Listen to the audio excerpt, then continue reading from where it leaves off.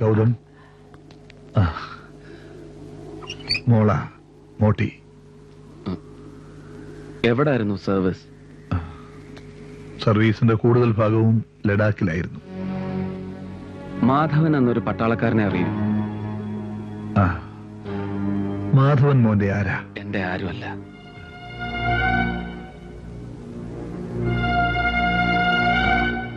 Border police എപ്പോഴും അരിച്ചുപെറുക്കുന്ന ഒരു സ്ഥലമായത്. ഞാൻ നിങ്ങൾക്ക് ഒരിക്കലും ഒരു ശല്യമാവില്ല. ഗൗതമിന് മറ്റൊരിടമാണ് ഞാൻ ഒരുക്കിയിരിക്കുന്നത്, ഒളിവിൽ കഴിയാൻ. ഒളിച്ചിരുന്ന് കാലം തീർക്കാനല്ല ഗൗതം രക്ഷപ്പെട്ടത്. Face to face, eye for an eye, blood for blood. എന്റെ ജീവന്റെ അവസാന തുടിപ്പ് വരെ അവന്റെയൊക്കെ ഒടുക്കത്തിനുള്ളതാ. ഗൗതം, കരുത്തിന്റെ ബിലോ ആവറേജിൽ നിന്ന് ലോകത്തെ നോക്കി പരങ്ങുന്ന ഈ കിളവന്റെ വാക്കുകൾക്ക് ചെറുപ്പക്കാരായ നിങ്ങൾക്ക് വലിയ വിലയൊന്നും കാണില്ല, എനിക്കറിയാം. എങ്കിലും നിങ്ങളെക്കാളേറെ മഞ്ഞ് പെയ്യുന്നത് കണ്ടവനാ ഞാൻ. നമുക്കിപ്പോ വേണ്ടത് ആരുടെയും കണ്ണിൽപ്പെടാത്ത ഒരു ഷെൽട്ടറാണ്. പിന്നെ നിങ്ങൾ തേടുന്ന നോർത്ത് ഈസ്റ്റേൺ ടെറിട്ടറിയിലെ രാജാവിനെ ഒറ്റ ദിവസം കൊണ്ട് വീഴ്ത്താവുന്ന ഒരു വിദ്യയും നമ്മുടെ കയ്യിലില്ല.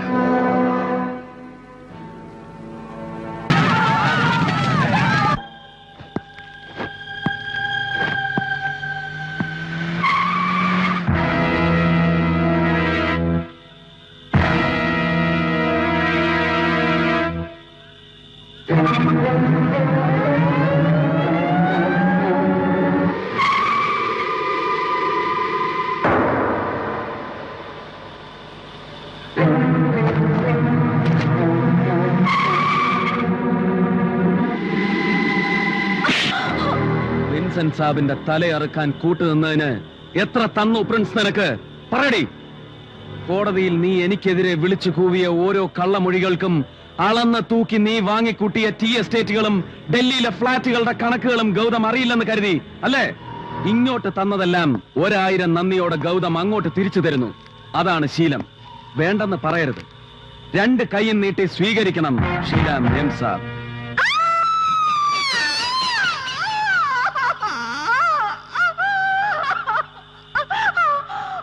Tell me, വിൻസെന്റ് സാബിനെ കൊന്നതാര്?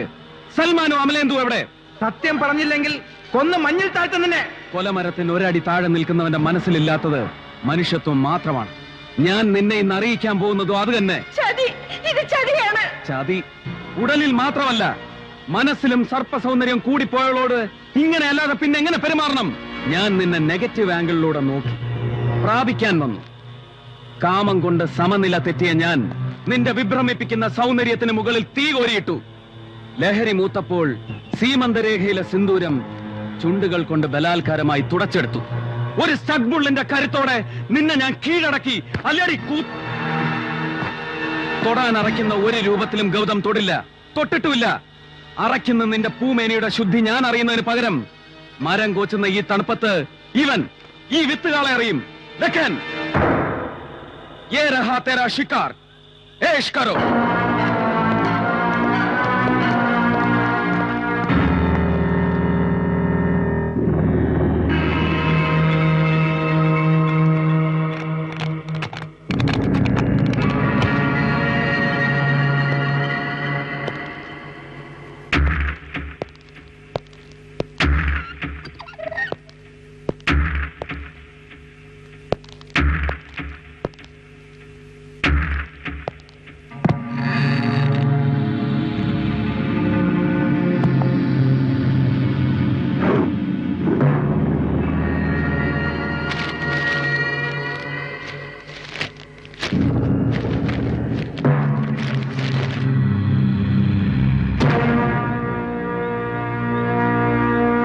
ഇത് അവള് സുഹിക്കാൻ സ്റ്റീഫന്റെ കിടപ്പറയിലേക്ക് പറഞ്ഞു തന്ന ആകാശ ടിക്കറ്റുകളാണ്.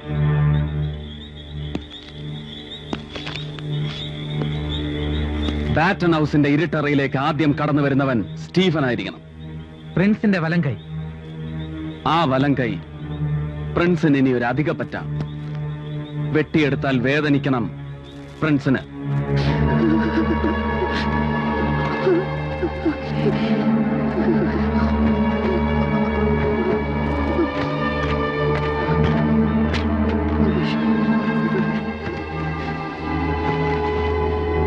കൊന്നിട്ടില്ല, ഒരു ഒരുപക്ഷെ അവളെല്ലാം തുറന്നു പറഞ്ഞു കാണില്ലേ?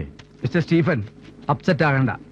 ജീവിതത്തിനും മരണത്തിനും ഇടയ്ക്ക് പകച്ചു നിന്നാൽ പോലും ഷീല നമ്പ്യാർ സ്വയം മറക്കില്ല. അവൾ ഒന്നും പറഞ്ഞിട്ടില്ല, പറയില്ല, അതെനിക്ക് ഉറപ്പാണ്. എന്നാലും മനുഷ്യനല്ലേ? ശരീരം നൊന്താൽ മനസ്സ് തുറന്നു കാട്ടുന്ന ഒരു ജാതിയെയും ഈ പ്രിൻസ് കൂടെ ചേർക്കാറില്ല.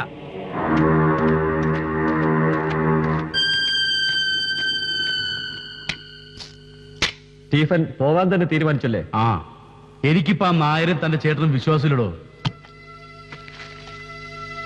ഡൽഹിയാ സേഫ്. എന്റെ ജീവൻ കാക്കാൻ എനിക്കറിയാം. ഊതി വീർപ്പിച്ചൊരു ബലൂണിന്റെ പുറത്ത് വാഴാൻ ഇനി എന്നെ കിട്ടില്ല.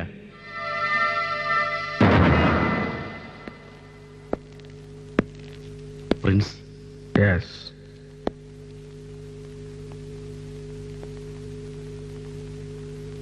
എനിക്കിങ്ങനെ പാതി ജീവനായിട്ട് ജീവിക്കാൻ വയ്യ പ്രിൻസ്. രക്ഷപ്പെടുകയല്ല. ഇത് സ്റ്റീഫന്റെ ഒളിച്ചോട്ടവുമല്ല. ഇന്നും ഇന്നലെ ഞാൻ നിങ്ങളുടെ നല്ല ഫ്രണ്ടായിരുന്നു. നാളെയോ അങ്ങനെ തന്നെ ആയിരിക്കും. Believe me.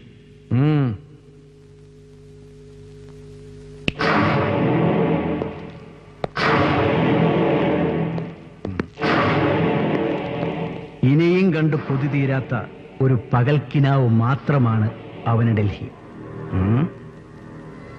ഓടി ഓടി അവൻ എവിടെ വരെ എത്തുമെന്ന് നമുക്കറിയാം.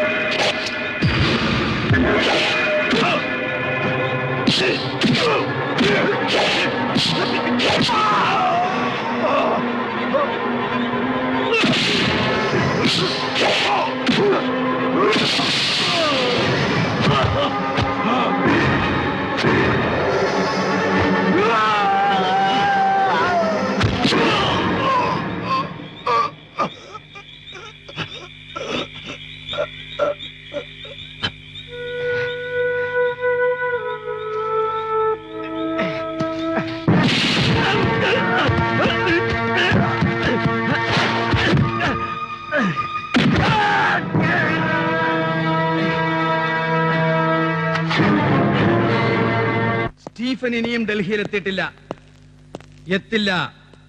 എനിക്കറിയാം. ഒടുക്കം അവന്റെ കയ്യിൽ തന്നെ ആയിരിക്കും ചെന്നെത്തിപ്പെടുക.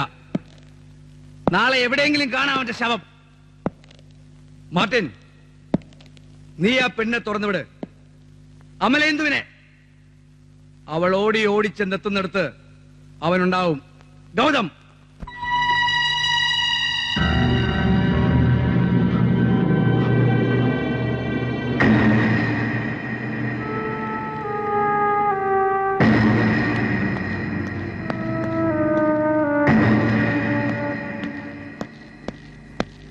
മോട്ടി മോട്ടി മോട്ടി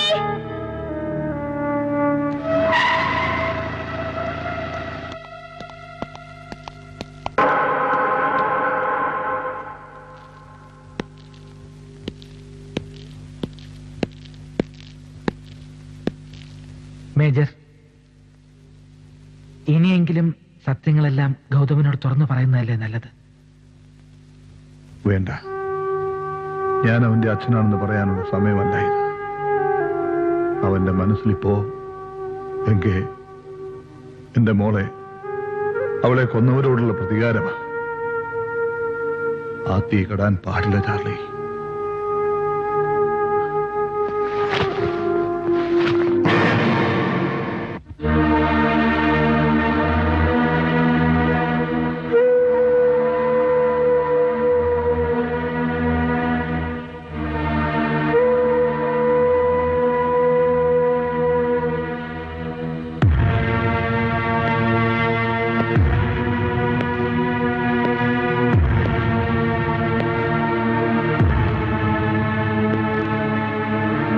ജനിച്ചതുകൊണ്ടും ജനിപ്പിച്ചതുകൊണ്ടും മകനും അച്ഛനും ആവില്ലല്ലോ. ഒളിവ് കാലത്തിനിടയിൽ ഒരിടത്താവളത്തിൽ ഒരുമിച്ച് കുറച്ച് ദിവസങ്ങൾ. അതുകൊണ്ട് ഞാൻ നിങ്ങളെയും നിങ്ങൾ എന്നെയും അറിയണമെന്നില്ല. വി ആർ സ്ട്രേഞ്ചേഴ്സ്, മോനെ. Absolute strangers. ഗൗതം, നീയും ചേർന്ന് എന്നെ ചതിക്കുകയായിരുന്നു അല്ലേ? അല്ല ഗൗതം, ഒരിക്കലുമല്ല. അച്ഛനും മകനെയും മകൻ അച്ഛനെയും പരസ്പരം മനസ്സിലാക്കി തരാൻ ഞാൻ ആളല്ല. എങ്കിലും അറിഞ്ഞ കാര്യങ്ങളൊക്കെ ഗൗതമിനോട് പറയാൻ ഞാൻ പലതവണ ശ്രമിച്ചിരുന്നു, ജയിലിൽ വെച്ച് പോലും. ജോലിയില്ലാതെ അലഞ്ഞു നടന്ന മാധവൻ എന്ന ചെറുപ്പക്കാരനെ നാട്ടിൽ നിന്നും കൂട്ടിക്കൊണ്ടുവന്ന് പട്ടാളത്തിൽ ചേർത്ത ഒരു ബ്രിഗേഡിയർ. അയാൾ എന്നും തന്റെ ഗാർഡിയൻ ആയിരിക്കുമെന്ന് ഗൗതമിന്റെ അച്ഛൻ വിശ്വസിച്ചുപോയി.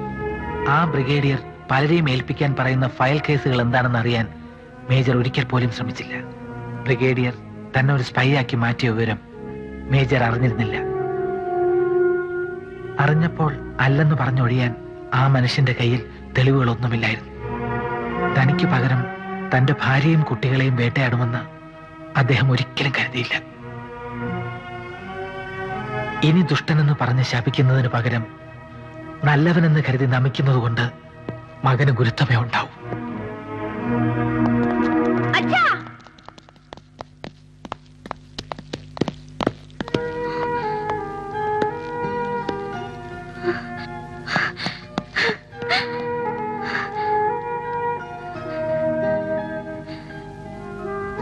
ഞാൻ കാരണം ഒരുപാട് സഹിച്ചു അല്ലേ?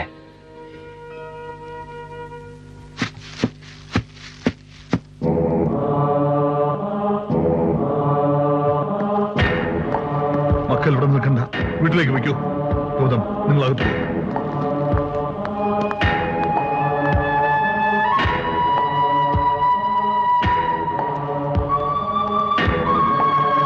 അകത്ത് പോകും.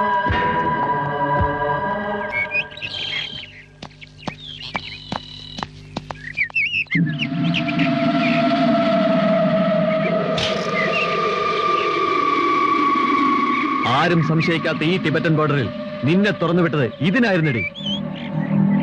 ഇപ്പൊ ഈ കാട്ടിലിറങ്ങും ബോർഡർ പോലീസ്. ആരും രക്ഷപ്പെടില്ല. ഭയ്യ, ഞാനാണ് മാർട്ടിൻ. അവന്റെ ഷെൽട്ടർ ഞാൻ കണ്ടുപിടിച്ചു. മോനെ, വേഗം വയ്ക്കൂ.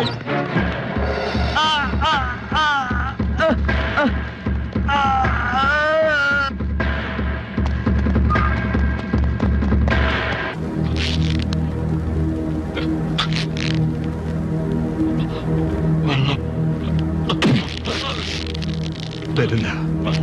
ആദ്യം ചോദിച്ചതിന് ഉത്തരം പറയടാ.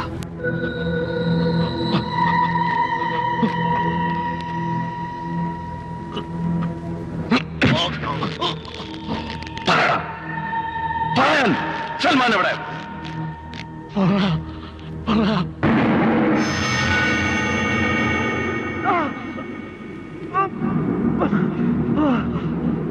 പ്രായത്തിന് പറ്റിയ ആവേശമേ കാണിക്കാവൂ. നിന്നെ വെച്ചതാണ് പണ്ടേ ഞാൻ. മരണം ചോദിച്ചു വാങ്ങി മെടുക്കനില്ലേ നീ? ഒന്നിനും ഐ വിറ്റ്നസ് ഉണ്ടാവരുതെന്ന് പ്രിൻസിന് വളരെ നിർബന്ധമുണ്ട്.